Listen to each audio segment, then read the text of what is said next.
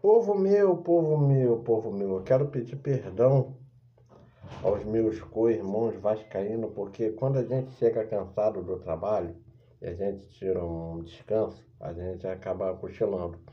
E aí a gente perde, às vezes, boa parte das partidas que a gente, como criador de conteúdo, jornalista, tem que ver, né? Então eu vou dar um plantão de notícias aqui, barra o que eu vi do segundo tempo, né? Que eu acordei no intervalo da partida, a partida entre Vasco 1, Audax Italiano 2, transmitida pela Paramount. Então não dá para me avaliar o time que entrou, por exemplo, com Nuno e Marino, jogados de titulares. Eu não consegui ver a partida, então não posso ver, não consegui ver o primeiro tempo, não posso falar, né? Sei que o JP, por exemplo, foi expulso, além do Carlos Cuesta, que já eu vou falar do Carlos Cuesta, da expulsão no segundo tempo, que para o juiz foi pênalti e não foi, né? Então vamos lá. O Brenner abriu o placar aos 48 minutos do primeiro tempo e o Vasco foi para o primeiro tempo vencendo por 1-0, com 1 a menos. E aí vamos por partes. As falhas.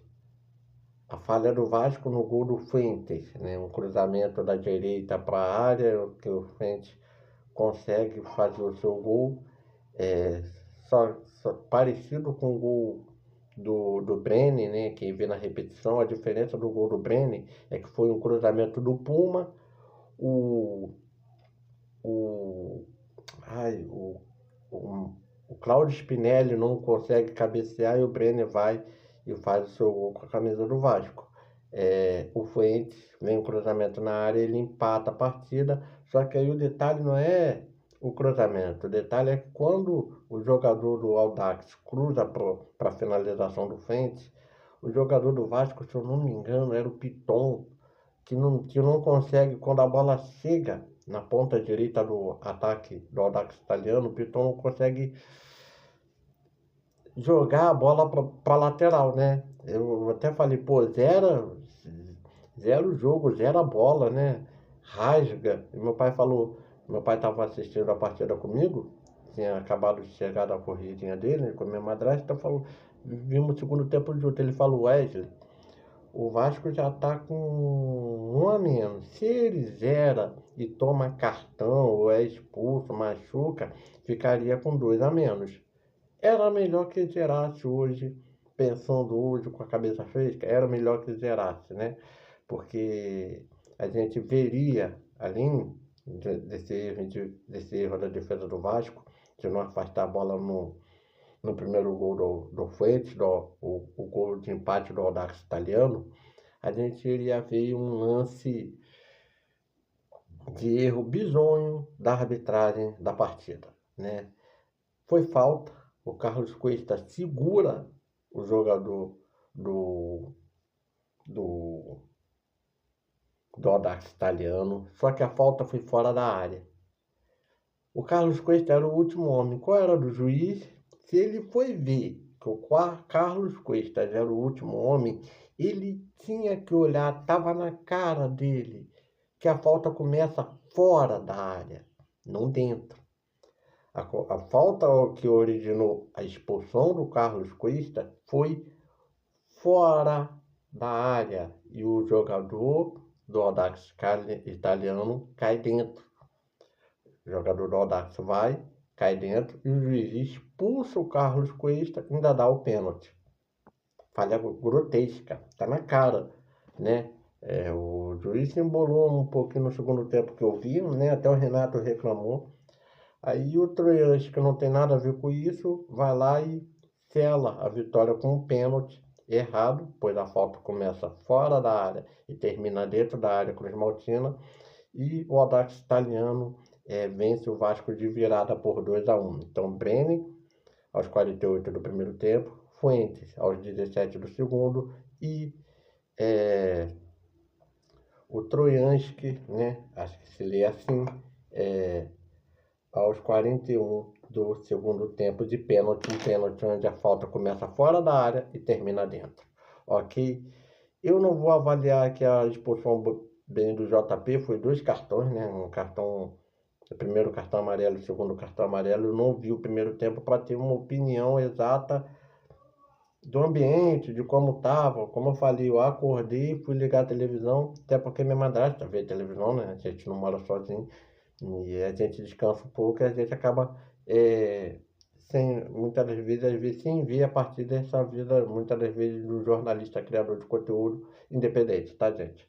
Então eu não posso julgar o lance do JP. Agora, o lance do Carlos Cuestas foi para expulsão porque era o último homem, erro infantil do Cuesta, sim, mas não era para ter sido pênalti marcado que geraria o gol do Trojanski, ok?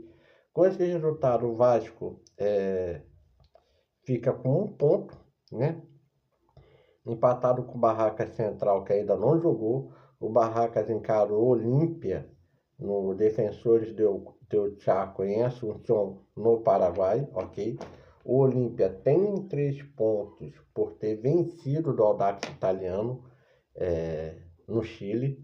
E o Audax Italiano tem 3 pontos agora porque venceu o Vasco. E no critério de desempate, o primeiro desempate é que com 2 jogos o Audax até agora só fez 3 pontos. Com um jogo só, o Olímpia tem 3 pontos, o Olímpia pode ir a 6. O Barracas tem 1 ponto e o Vasco tem 1 ponto. Lembrando, são jogos de ida e de volta, então o Vasco aí tem mais 12 pontos a se fazer para tentar buscar aí, se o Olímpia disparar hoje, tentar buscar a segunda colocação e buscar os playoffs contra o terceiro colocado da Copa Libertadores. Zerado aqui a classificação do grupo G, Olímpia com 3 pontos, Audax Italiano com 3, Barraca em terceiro com Vasco em quarto com 1. A gente vai falar um pouco sobre a polêmica da semana do Vasco. E aí? Poupa na Sul-Americana? Não. Tive alguns problemas aqui em casa para ser resolvido, mas vou resumir aqui, tá? Semana do Vasco foi da questão da Sul-Americana. Renato até reclamou que a Conmebol reclamou que ele não foi pro jogo contra o Barracas. E o Vasco tá naquela de poupa ou não poupa. O Renato tá falando o seguinte: se eu jogar a Copa Sul-Americana, eu posso brigar para não cair no Campeonato Brasileiro. Eu tenho Campeonato Brasileiro e Copa do Brasil. O Brasileiro é a competição mais importante, a Copa do Brasil, a segunda competição mais importante, a milionária Copa do Brasil. Eu não tenho um segundo time para disputar a Copa Sul-Americana. Irrita o torcedor do Vasco, até porque o Vasco está há 25 anos sem ganhar um título internacional. A última foi a extinta Mercosul antes da Copa Sul-Americana. Mas eu acho que dá para o Vasco fazer 10 pontos se o Olímpia não disparar e aí o Vasco brigar ali pela segunda colocação e nos playoffs começar a jogar bem a Copa Sul-Americana a ponto de chegar a uma final. Até porque não é só a Copa do Brasil brasileiro, a Sul-Americana há alguns anos, uma década, vem dado classificação e dinheiro, né? Além da classificação de uma vaga, até como cabeça de chave de pegar um grupo mais fácil na Libertadores. Então, o Vasco vai buscar jogar a Sul-Americana, vai buscar muito jogar a Sul-Americana e tentar conseguir esse título que não tem há 25 anos. Infelizmente perdeu. Brenner abriu o placar aos 48 do primeiro tempo, Fuentes aos 17 do segundo e Trojanski aos 41 do segundo tempo, como eu falei, com um pênalti que não existiu, acabaram decretando a derrota do Vasco por 2-1 para o Audax Italiano.